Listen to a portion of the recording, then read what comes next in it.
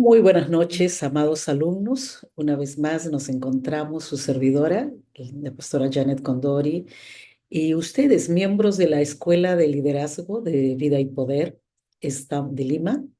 Estamos muy contentos de iniciar este nuevo periodo de estudios, de capacitaciones. Qué importante es el día de hoy mantener la sana doctrina, mantenernos firmes en la fe y en la enseñanza que el Señor Jesucristo nos trajera a la tierra.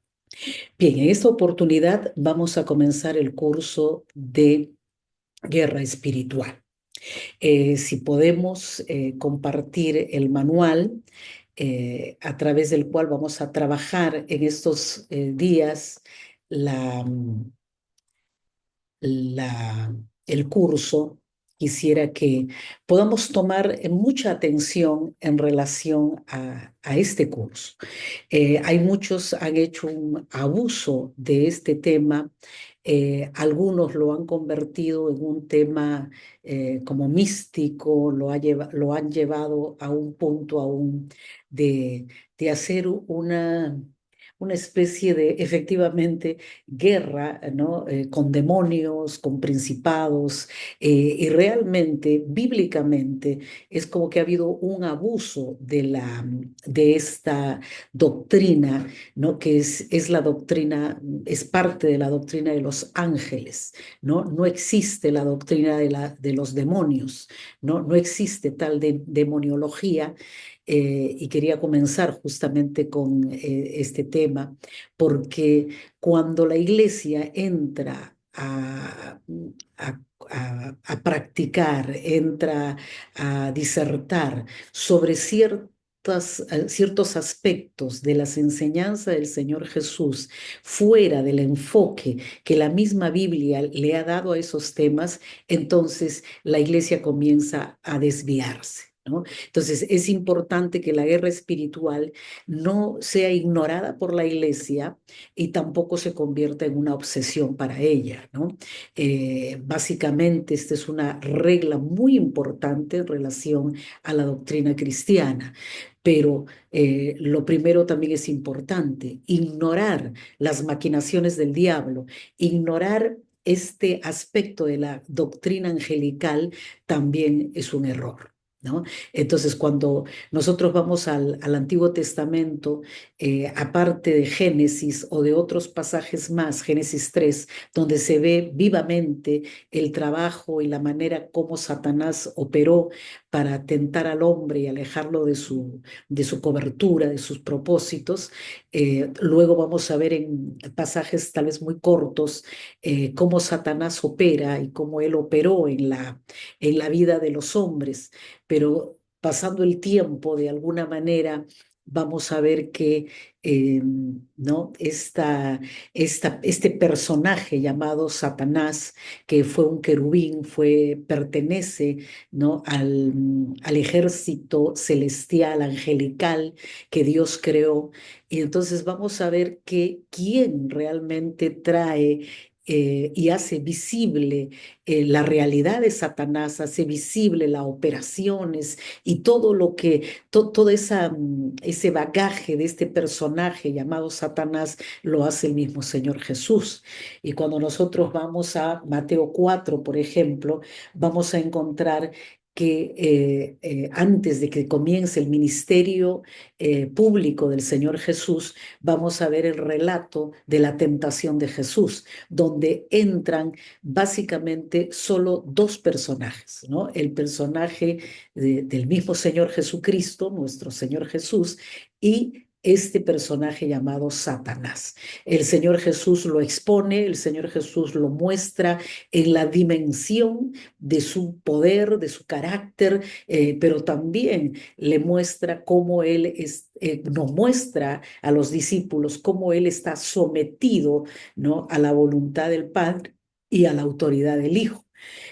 Asimismo, podemos ver en otros pasajes, en Lucas 4, dice: Jesús, lleno del Espíritu Santo, volvió del Jordán y fue llevado por el Espíritu al desierto, ¿no? Aquí Lucas también nos da otra información un poquito más, que salido del Jordán, ¿no? Fue llevado por el Espíritu Santo, ¿no? Como antes de comenzar su ministerio, el Señor Jesús expone a la persona de Satanás, y durante todo su ministerio él habla acerca de este maligno, lo llama maligno, lo llama tentador, a los judíos los acusa de ser hijos de vuestro padre el diablo, que se opone a todas las cosas del Señor. Entonces, bajo estos parámetros, vamos a ir a compartir hoy lo que estas semanas, ¿no? que nos quedan de clase, vamos a hablar acerca de este reino, vamos a hablar acerca de este personaje llamado Satanás, y vamos a pedirle al Señor que nos ayude a eh, ¿no? entender cómo tratar, cómo eh, mm, ¿no? Tomar autoridad, cómo el mismo Señor Jesús nos da el ejemplo de cómo Él toma autoridad sobre Satanás, y Satanás se somete a la autoridad de Cristo. Y si Cristo le dio a la iglesia, ¿no? su autoridad, y sometió todas las cosas, toda la autoridad de Jesús, la sometió bajo los pies de la iglesia, definitivamente la iglesia también tiene autoridad. ¿Ok? Entonces, comencemos definiendo lo que hemos llamado en el capítulo 1 la guerra espiritual. Ahora, quiero darle la bienvenida a este manual, porque en Vida y Poder creemos que toda la Biblia es importante para el crecimiento del creyente, tanto lo que concierne al espíritu, al alma y al cuerpo de cada individuo. Por lo cual en este espacio consideraremos bíblica y experimentalmente lo que significa la guerra espiritual. Muchos mitos y experiencias personales que se han hecho doctrina en la iglesia traen confusión y temor en cuanto a la guerra espiritual. En mi propia experiencia, a través de todos estos capítulos, voy a contarles un poco acerca de las experiencias espirituales que he tenido en relación a esta guerra espiritual que opera de manera real y verídica, ¿no? contra aquellos que estamos, ¿no? Continuando con esta importante tarea de hacer iglesia, ¿no? De establecer la iglesia de Cristo y el reino de Cristo en la tierra. Pero dentro de estas muchas experiencias, tremendas experiencias espirituales, una de las cosas que hoy puedo yo con autoridad de Dios decirles es que el amor de Dios echa fuera el temor. Un cristiano que tiene experiencias con espíritus malignos, con aún, ¿no? seres espirituales, principados, que voy a estar contándoles poco a poco, en todos estos años de ser misionera, de ser enviada por Dios para levantar la iglesia, puedo decirles que siempre el que cree en Cristo, el que está seguro de su autoridad en Cristo, va a tener paz, y va a aprender realmente a batallar en esta guerra espiritual de una manera ecuánime, en una manera natural, de manera que eso que muchas veces, esos mitos y experiencias personales de muchas personas que de alguna manera exageran muchas cosas, y cuando les hablo de exagerar es porque lo exageran, ¿no? Porque aquellos que compartimos las revelaciones de Dios, no solo yo, sino otros hombres y mujeres del Señor que han tenido estas experiencias, podemos dar fe de que no existe tal periodo de revelaciones tan complejas ni tan ¿no? largas como muchos quieren hacerle ver, ¿no? Y no es para poner temor en el corazón de las personas, sino para poder traer la evidencia de que lo que la Biblia dice es la verdad. Por otro lado, también, si hay algo que la Biblia nos hace entender con mucha claridad, es que el propósito de esta batalla es quitar a la humanidad de la protección divina de Dios y pervertir su naturaleza en Cristo Jesús. La iglesia, los seres humanos hemos sido creados a imagen y semejanza de Dios y hemos sido llamados y elegidos para hacer buenas obras, para ser personas moralmente correctas, para ser personas, ¿no?, que tienen una intimidad con Dios, pero Satanás siempre tratará de quitarnos absolutamente todos los propósitos y todas las cosas que Dios ha establecido, ¿no? A favor de sus hijos. Entonces vayamos y exploremos lo que la Biblia dice. Los discípulos de Cristo fuimos llamados a salir. La palabra eclesía, que significa asamblea de una manera muy básica, ¿no?, contiene, ¿no?, es la unión de dos palabras, ek y clesía, que significa ek fuera, ¿no? Y clesía, que significa asamblea, ¿no? Y es como, no se puede entender hasta que juntamos las dos palabras y lo que significa es una asamblea que está separada del sistema, ¿no?, de este mundo lleno de pecado y de maldad. Es más, Jesús lo enseñó en Juan 18:36. Él dijo, mi reino no es de este mundo. Si mi reino fuera de este mundo, mis servidores pelearían para que yo no fuera entregado a los judíos, pero mi reino no es de aquí. Jesús lo estableció de una manera, ¿no?, tajante. Mi reino no está aquí en este mundo, en este pequeño mundo, en este globo terráqueo, sino que mi reino es un reino completo, es un reino eterno, es un reino, ¿no?, que va a, a considerar, ¿no?, o abarcar a toda, absolutamente toda la creación, dentro y fuera de la tierra. Entonces veamos lo que significa la guerra espiritual. La Biblia presenta la idea de una guerra espiritual como una metáfora, ¿ok? No es que necesariamente, y por eso es que tenemos que derribar mitos, ¿no? Esos mitos que muchas veces se meten y se establecen dentro de la iglesia y empiezan a generar una atmósfera antinatural. ¿Ok?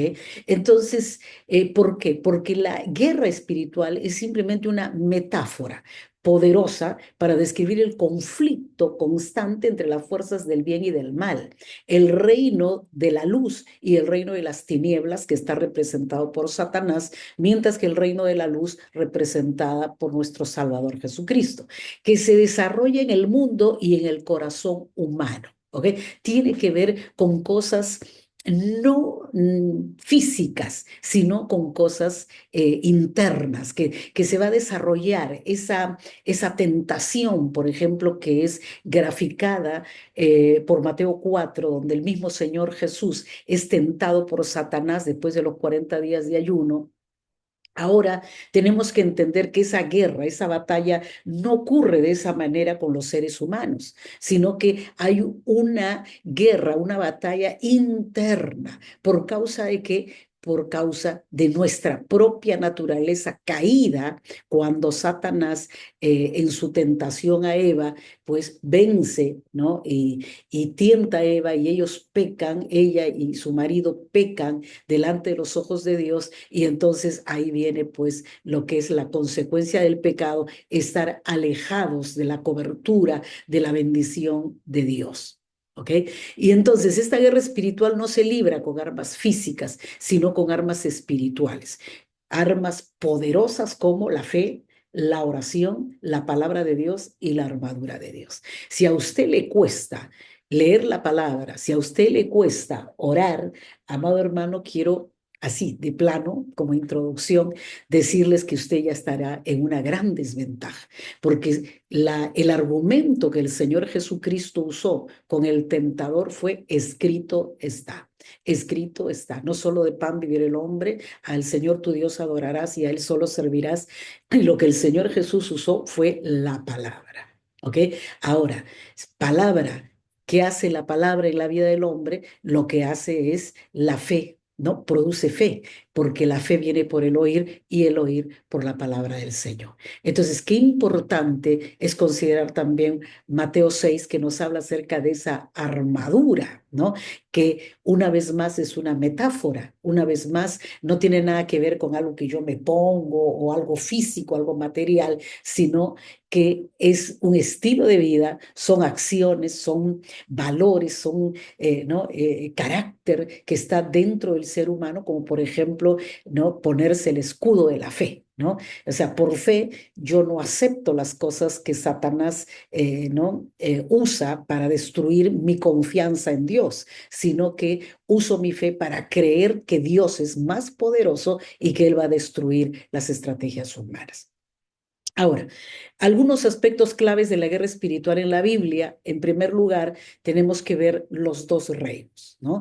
Si bien es cierto, el reino de Dios y el reino de Satanás, ¿no? Están determinados por quién es la autoridad en esos reinos. También tenemos que ver que Dios no deja de ser el rey de toda la tierra, que Dios no deja, no es que le da un poder diferente a Satanás, ¿no? En desmedro de nosotros, sus hijos, sino que el Señor está diciendo, con ese mismo poder que tenía Satanás, Luzbel, como querubín en el trono de Dios, ese es el mismo poder que Él tiene en todos estos siglos. Ahora, nosotros tenemos el poder y la autoridad de Cristo Jesús. Y entonces, en medio de ese poder y esa autoridad, nosotros los cristianos nos movemos, ¿no? En Efesios 6:12, quisiera que ahí agarre su Biblia. Efesios 6:12 nos dice algo que es fundamental, ¿no? Que nosotros debemos entender, ¿no? Para que entendamos la metáfora en sí, entendamos lo que Cristo nos quiere hacer ver a través de los escritos del apóstol Pablo, y abramos nuestros ojos. Dice en el versículo 12, porque no tenemos lucha contra sangre y carne, o sea, no tenemos lucha contra seres humanos, personas. ¿Okay? Que tienen una carne terrena, que tienen una sangre y que pueden morir. No, nosotros no luchamos contra personas, sino dice, sino contra principados, contra potestades, contra los gobernadores de las tinieblas de este siglo, contra huestes espirituales de maldad en las regiones celestiales. Entonces, ¿de qué está hablando? Está hablando del mundo angelical. Está hablando que Satanás y todos los demonios que perturban, que afligen, que muchas veces hasta tienen ese poder para enfermar a una persona, este ser, este querubín, es un ser espiritual. No lo vamos a tratar con nuestros ojos humanos, ¿no? Entonces, es antinatural, ¿no? Que una persona esté continuamente, ¿no? Como peleando como con, ¿no? En una fuerza, en una dimensión, digamos, natural, humana, contra demonios. Eso es completamente antibíblico. Ahora, lo que sí tenemos que entender es que la Biblia describe la existencia de estos dos reinos espirituales en guerra. El reino de Dios, caracterizado por la luz, el amor y la justicia, y el reino de Satanás. Miren las características del reino de la luz o el reino de Dios. Luz, verdad, amor y justicia. Y el reino de Satanás caracterizado por oscuridad, por odio y por maldad, ¿no? Entonces, cuando los seres humanos viven gobernados, ¿no? O están establecidos en el reino de Satanás, toda su vida es oscura, llena de depresión, de amargura, de enojo, hay odio, hay deseos de venganza, hay maldad, deseos de hacer lo malo, deseos de autodestrucción aún por causa de que está establecida en ese reino de la oscuridad. Ahora, la influencia sobre la humanidad de estos dos reinos, se trata de que estos reinos ejercen influencia sobre la humanidad, tratando de que los seres humanos elijan en qué reino quieren vivir. Nuestras decisiones y acciones determinan en qué reino nos alineamos. Muchos dicen, Señor, Señor, yo creo en Jesús, yo amo a Dios, Dios es mi Padre, etcétera, etcétera, pero sus actos, sus hechos, su confesión ¿ok? Van a mostrar que ellos realmente están establecidos en el reino de las tinieblas. En el pasaje anterior, el reino invisible de Satanás está representado por los demonios, ¿no? El reino invisible de Dios está representado por Jesús y nosotros somos llamados a seguir su ministerio, el ministerio del Señor Jesucristo en su nombre. Por ejemplo, vayamos a San Juan 14, que yo estoy con mi celu Biblia, San Juan 14, versículo 12. Aquí también hay una revelación poderosa de parte del Señor. Dice, de cierto os digo, el que cree en mí, las obras que yo hago, él las hará también, y aún mayores hará porque yo voy al Padre. ¿No? Ahora, ¿qué está definiendo el Señor Jesucristo como una verdad? El que realmente dice, yo creo en Jesús, hace, opera, habla, acciona conforme a las obras del Señor Jesús. Y el Señor Jesús nos da una promesa y no solamente vamos a hacer las mismas obras que hizo Jesús, sino mayores. ¿Por qué podemos hacer mayores obras? Porque el Señor Jesús se fue al Padre y nos mandó al Consolador, al Espíritu Santo. Y a través del Espíritu Santo es que nosotros podemos obrar no solamente en santidad, obrar en justicia, obrar en la paz de Dios, sino que también podemos obrar en los dones del Espíritu Santo para bendecir a nuestro prójimo. Ahora, yo creo que Satanás particularmente teme el ministerio de la liberación de la iglesia por dos razones. ¿Por qué? Porque si nosotros hablamos de personas establecidas en un reino, aunque con su boca profesan conocer a Dios, pero la evidencia de su vida es que está gobernada por ese reino de tinieblas, entonces ahora necesitamos realmente definirnos, ¿no? Y entender eh, que la iglesia en todos los tiempos, no hoy día, iba a decir una frase equivocada, ¿no? Hoy más que nunca, no, no hoy más que nunca. Desde Génesis capítulo 3, en el jardín del Edén, con Adán y Eva, que le dan permiso a este ser espiritual para que venga ¿no? y dañe a la humanidad y meta en el corazón de su hijo Caín, ¿no? Ese odio, esa amargura, esa envidia contra su hermano y lo lleve al punto de obrar, ¿no? El quitarle la vida a su hermano, matar a su hermano, nosotros vamos a ver que el ser humano está bajo el yugo, bajo la opresión de este príncipe de este mundo llamado Satanás. Y entonces es importante que la iglesia entienda la necesidad de la liberación por dos razones. Primero, porque pone al descubierto el reino invisible, ¿no? Satanás preferiría mucho más que se mantuviera en secreto, ¿no? Que nosotros abramos nuestros ojos y nos demos cuenta que él es un ser poderoso que aflige, que pervierte, que Dios mío, eh, quiero usar la frase, la palabra correcta, que sería mantener al mundo en opresión, ¿no? Y pervertir la naturaleza, ¿no? Esa naturaleza santa, esa naturaleza perfecta, esa naturaleza inocente con la cual el hombre fue creado, ¿no? Pero Satanás, ¿no? El día de hoy se esconde, hoy día no queremos hablar de estas cosas, no queremos hablar mucho de Satanás. Mejor adoremos a Jesús. Sí, primero adoremos a Jesús, pero no ignoremos las maquinaciones del diablo. En segundo lugar, porque demuestra la supremacía y la victoria del reino de Dios sobre el reino de Satanás.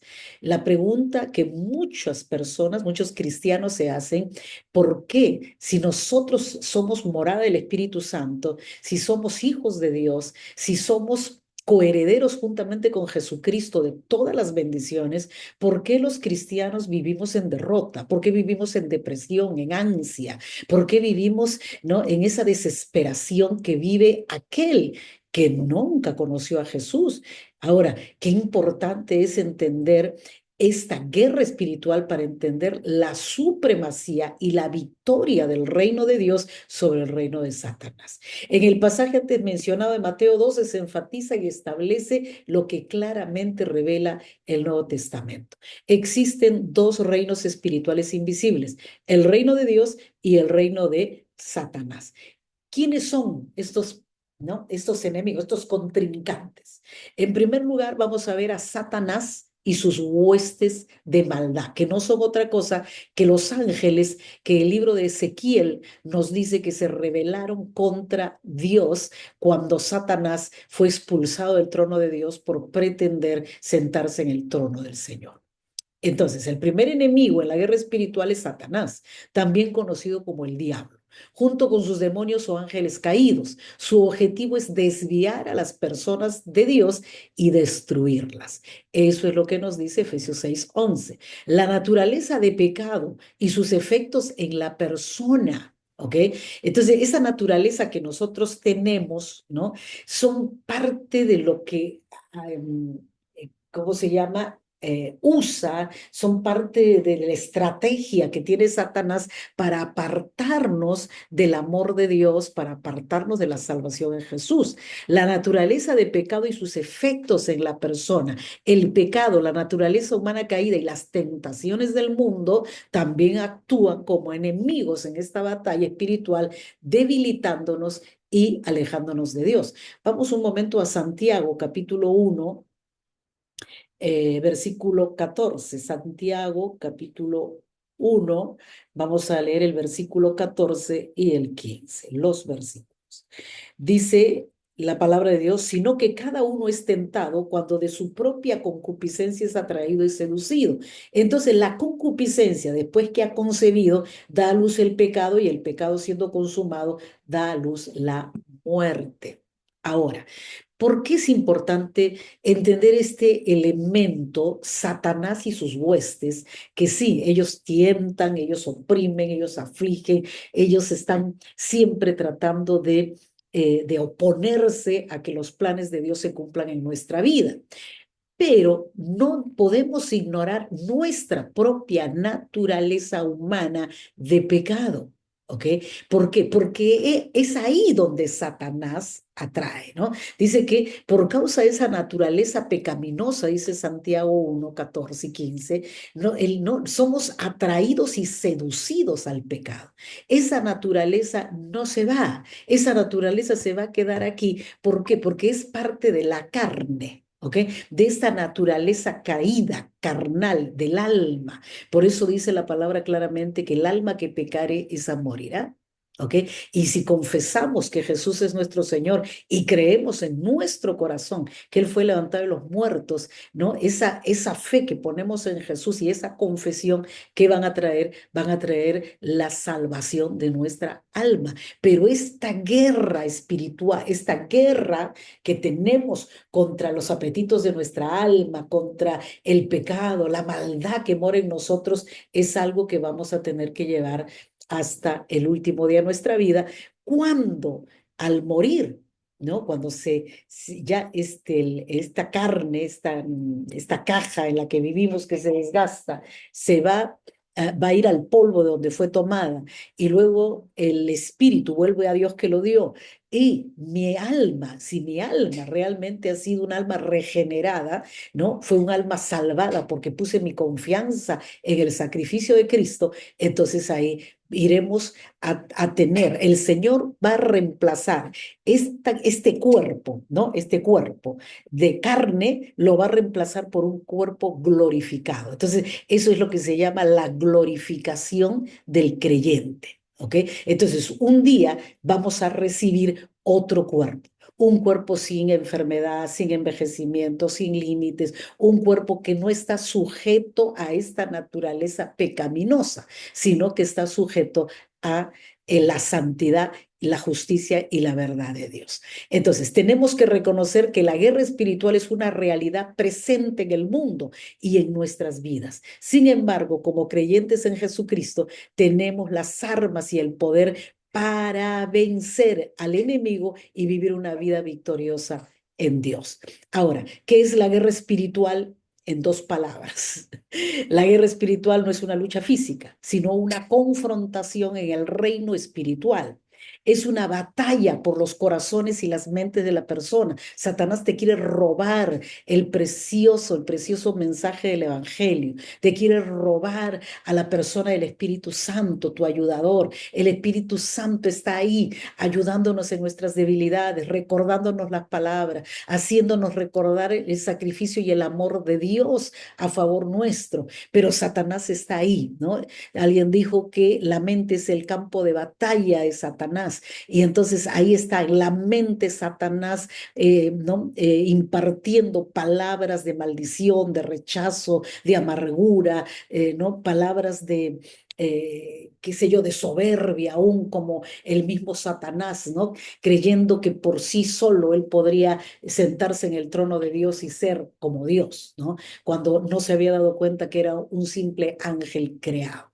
Ahora, es una batalla en la que el apóstol Pablo describe esta lucha en Efesios 6:12, como hemos leído, porque nuestra lucha no es contra sangre ni carne. En este versículo es un recordatorio, ¿no? Este versículo es un recordatorio importante de que nuestra lucha en esta vida no es solo contra lo que podemos ver y tocar en el mundo físico, sino que también hay una batalla espiritual en la que nos encontramos involucrados constantemente. Porque mientras estamos aquí en la tierra, somos espíritu, alma y cuerpo, no divisibles. Los tres somos, por eso creemos en la doctrina triunitaria, ¿verdad? Dios es trino, ¿no? Y nosotros hemos sido creados a imagen y semejanza de Dios, espíritu, alma y cuerpo. Ahora, ¿qué significa que no tenemos lucha contra sangre ni carne? Que simple y sencillamente nuestra lucha no es visible, no son personas. Si bien es cierto, Satanás puede usar a personas de nuestro entorno, puede usar a sus hijos con su rebeldía, con sus malas obras, a su cónyuge. Satanás puede usar a alguien que se levanta como enemigo suyo, pero ellos verdaderamente no son nuestros enemigos, sino aquello que les influencia, ¿ok? Que son seres espirituales. ¿Ok? Es decir, nuestro enemigo no son las personas que podemos ver con nuestros ojos, sino seres humanos a los que podemos derrotar simplemente con nuestro poder físico. No se puede, no es una lucha con el poder físico. Me acuerdo siempre, desde mi niñez, haber ido a tantas congregaciones, tantas, pero tantas, y en cada una de ellas ver cosas muy particulares, creo yo. Todavía no había mucha revelación en muchas iglesias en relación a la palabra y la guerra espiritual. Y recuerdo que había hermanos que creían y ellos de una manera muy sencilla de corazón, ellos podían creer que agarrando una Biblia, la más pesada que se pueda, tirándola encima de la cabeza de alguien, entonces la liberación iba a ser más fácil, ¿no? No, no se trata de eso. Los demonios no se van con golpes, no se van con gritos, los demonios se van con la autoridad de Cristo Jesús. Ahora, los llamados principados, potestades y gobernadores de las tinieblas de este mundo son términos que hacen referencia a poderes y fuerzas malignas que operan en el mundo espiritual y que influyen en el mundo físico.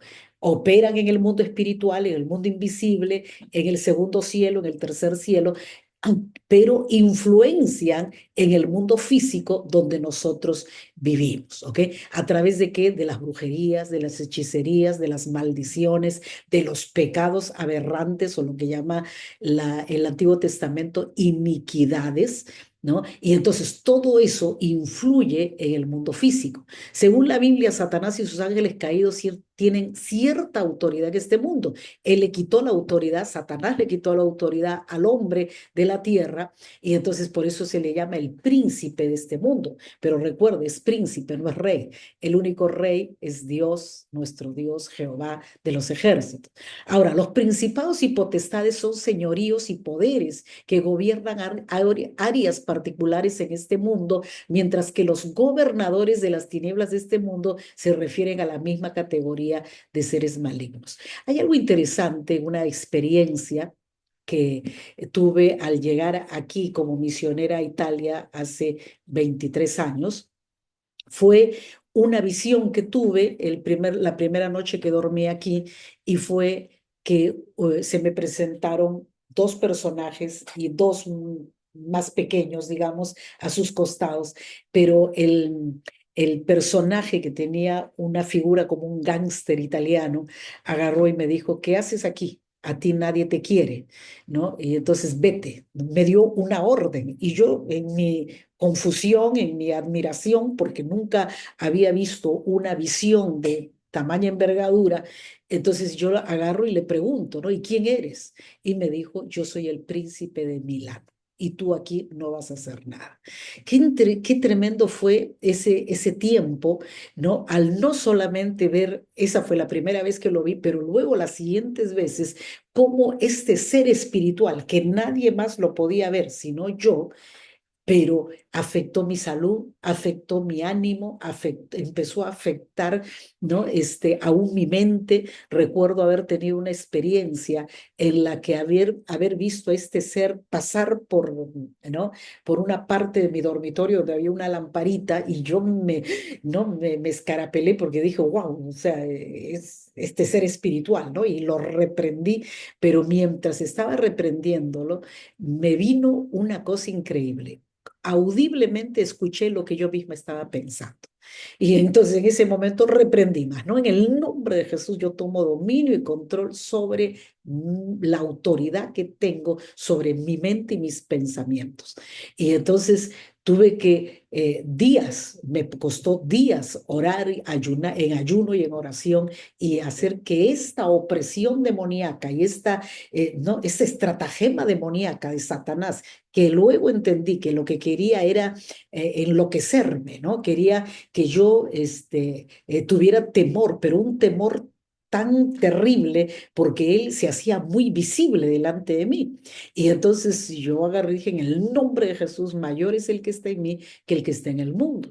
Ahora, ¿dónde se realiza la guerra espiritual? Esto es simplemente una experiencia, pero ¿dónde se realiza la guerra espiritual? Según la Biblia. Daniel 12 nos dice que la batalla se realiza en las regiones celestiales. Este relato ilustra claramente el principio de que debemos atravesar el reino hostil de Satanás con nuestras oraciones. No examinaremos la narrativa completa, pero si a usted le interesa, lea los 3 capítulos, ¿no? de Daniel 10 al 12, porque ahí vamos a ver que el mundo espiritual en el que se mueve o se da esta guerra, no es lo físico, no es lo material, es las regiones celestiales. Y sabemos que hay un primer cielo, un segundo cielo y un tercer cielo. Entonces, es ahí, en el invisible del ojo humano, donde se están argumentando cosas. Satanás seguramente que está escuchando que en este momento yo estoy haciendo una clase para usted, ¿no? Y no sé qué estratagemas, pero en estos días me he sentido bastante delicada de salud, he estado con mucha debilidad, con mucho desgano, hasta que hoy día decidí tomar las gotitas para dormir, descansar hasta más que pude y luego me bañé y luego dije, ahora sí es el tiempo de confrontar, ¿no? Esa debilidad, ese sentimiento de desgano, de falta de energía que tenía, de malestar, y entonces ahora confrontar esa opresión demoníaca a través de cumplir la voluntad de Dios. Y hoy, en este momento, estoy enseñándoles a ustedes. Ahora, ¿qué demanda o cuál es la consecuencia de esta guerra espiritual? Que se debe establecer el creyente como un guerrero espiritual. Si no me levanto a guerrear, si no me levanto con la autoridad de Dios y a la luz de la palabra de Dios y me establezco como un guerrero, no, yo no voy a estar a la defensiva, ¿no?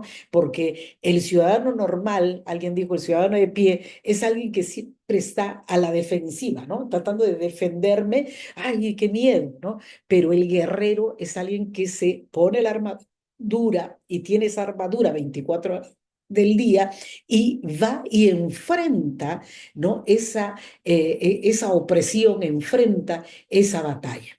Ahora, cuando miramos el Nuevo Testamento, encontramos que el conflicto, la guerra, ¿no? Encontramos el conflicto, la guerra y tenemos que abrazar la actitud de un soldado espiritual. ¿no? Porque solamente un soldado espiritual es aceptado como una parte normal de la vida cristiana. O sea, tenemos que aceptar que somos guerreros.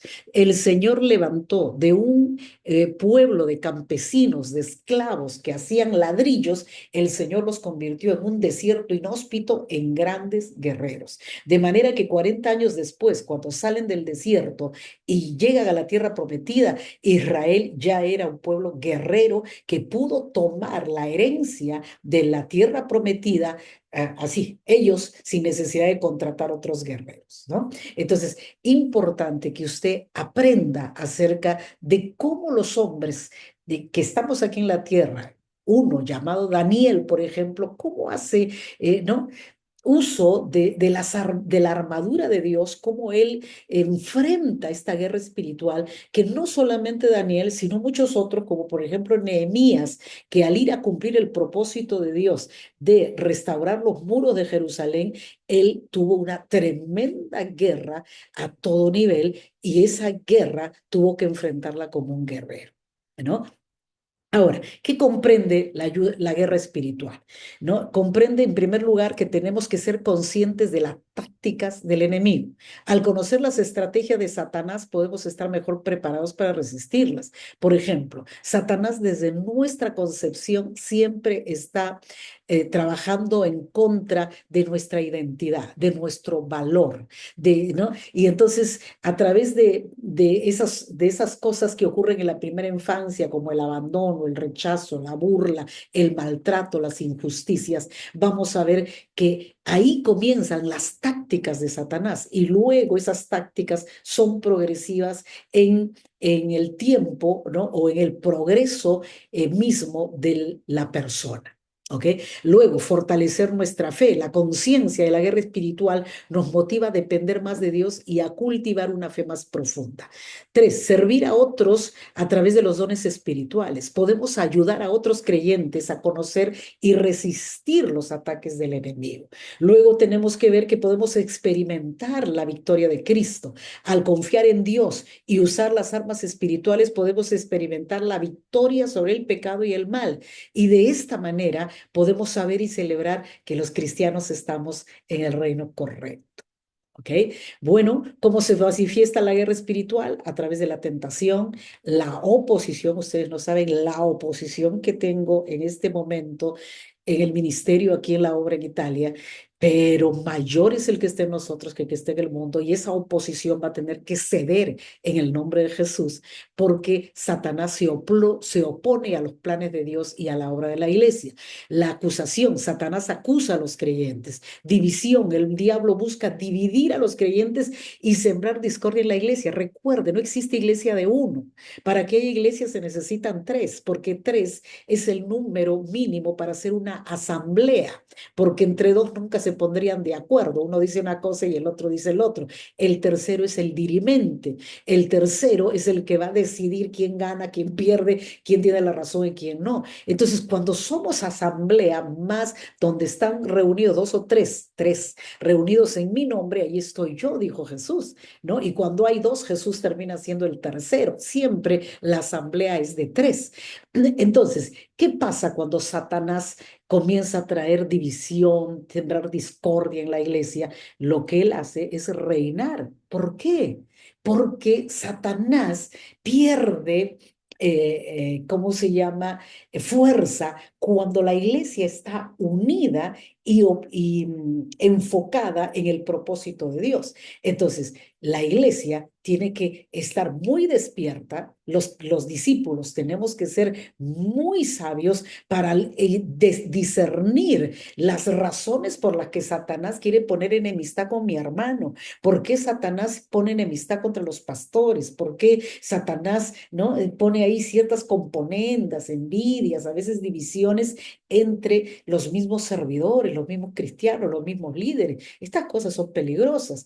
Ahora, Satanás también va a atormentar atormentarnos. Satanás atormenta a los seres humanos a través de culpabilidades, odios, resentimientos que se convierten en ataduras, temor, tentación al pecado, etcétera. Ahora, ¿cómo podemos vencer la guerra espiritual? En resumen, la guerra espiritual es una realidad para todos los cristianos. Al comprender esta batalla y equiparnos con las armas espirituales que Dios nos ha proporcionado, podemos vivir una vida victoriosa y cumplir con el propósito de Dios para nuestras vidas, estando atentos a inclinarnos hacia los extremos de ignorar la guerra espiritual o de obsesionarnos en ella. No se obsesione con la guerra espiritual, pero tampoco la ignore, porque, hermanos, ahí está la victoria. Cuando el soldado, cuando el guerrero tiene los ojos abiertos. Hay un libro que se llama El arte de la guerra, lo escribió un chino, y es muy interesante, es un librito muy pequeñito, si usted pueda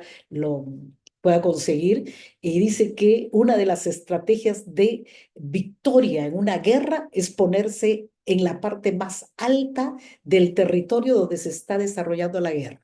Porque cuando uno está en un lugar alto, entonces puede ver las tácticas, las estrategias, el número y todo lo que tiene que ver con el enemigo. Mientras si estamos en una llanura, no podemos ver lo que está arriba. Entonces, recuerde que nosotros hemos sido sentados en lugares espirituales y ahí está la victoria. Que Satanás no nos puede engañar, ni nos puede mentir, ni él puede robarnos la gracia y la bendición del Señor. Bien, hasta aquí hemos llegado en nuestra primera clase del curso La Guerra Espiritual. Que Dios los bendiga, amada iglesia, vida y poder. Paz de Dios.